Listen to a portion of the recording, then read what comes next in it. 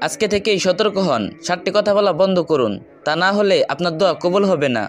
একজন মুসলিমের কখনো বলা উচিত নয় এমন কিছু বাক্য।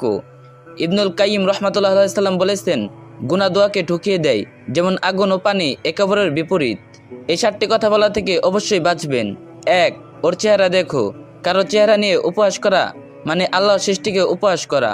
অবশ্যই আমি মানুষকে সৃষ্টি করেছি সর্বোত্তম গঠনে। সূরা আত-তিন। 2. আল্লাহ আমাকে ক্ষমা করবেন না। হে আমার বান্দাগণ, যারা নিজেদের উপর বাড়াবাড়ি করেছো, তোমরা আল্লাহর রহমত থেকে নিরাশ হও না। অবশ্যই আল্লাহ সকল পাপ ক্ষমা করে দিবেন। নিশ্চয়ই তিনি ক্ষমাশীল পরম দয়ালু। সূরা আজ-জুমার। 3. আল্লাহ আমাকে ঘৃণা করেন। তিনি আল ওয়াদুদ, পরম ভালোবাসার মালিক, আর তিনি অত্যন্ত ক্ষমাশীল প্রেমময়। সূরা আল বুরুজ। 4. আল্লাহকে নিয়ে সন্দেহ করি। দোয়া করার সময় পূর্ণ বিশ্বাস ইয়াকিন নিয়ে দোয়া করুন। 5. আমি কোনো কাজের নই, আমি মূল্যহীন, আর আমি তো আদম সন্তানদের সম্মানিত করেছি, এবং আমি তাদেরকে স্কুলেও সমুদ্রের বাহন দিয়েছি, এবং তাদেরকে দিয়েছি উত্তম রিস্ক, আর আমি যা সৃষ্টি করেছি তাদের থেকে অনেকের ওপর আমি তাদেরকে অনেক মর্যাদা দিয়েছি। সূরা আল ইসরা। 6.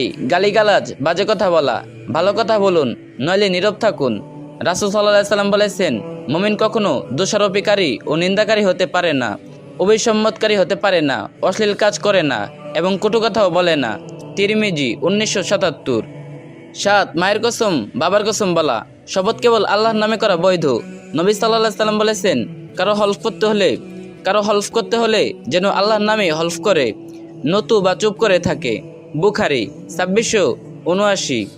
দোয়া কবুল হওয়ার উপায়। যদি সত্যি চান আপনার দোয়া কবুল হোক, তবে এমনভাবে দোয়া করুন যেভাবে রাসূল সাল্লাল্লাহু আলাইহি সাল্লাম আমাদের শিক্ষা দিয়েছেন।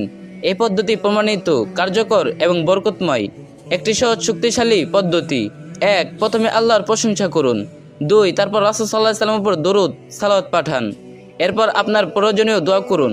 ইনশাআল্লাহ আমাদের দোয়া কবুল হবে। ভিডিওটি ভালো লাগলে অবশ্যই একটা শেয়ার করে দিন, আর যে যেতে পারবেন কপি লিংক করে দিন।